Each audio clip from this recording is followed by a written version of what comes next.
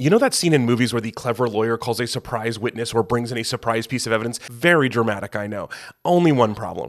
That's not how that works at all. This is my series where I use silly movie tropes to learn about the real world, and there are fewer places where the tropes and the real world diverge further than the world of trials. Movies love a big reveal, like when a lawyer goes, I call his mistress, and everyone's like, I didn't know about that mistress. The only problem is trials have something called discovery. That's the process where both sides have to share all of the information they have, including a list of names and phone numbers of every person that could be called as a witness, and that also has to include a summary of that witness's expected testimony. There's also no surprise physical evidence for the same reason, and also because there's not that much physical evidence. Like only 10% of murder trials have DNA evidence. It's very slow and expensive, so we still do a lot of fingerprinting, which is much cheaper. But fingerprints are not as perfect as we learned in school. Sometimes two people have the same fingerprints, and sometimes two experts can look at two different fingerprints and disagree about whether or not they match. And fingerprints are the good one. Handwriting, bite marks, mud tracks, everything else you see in Sherlock Holmes is way less reliable. But of course, the most unrealistic part of movie trials is that there's a trial at all, because the vast majority of cases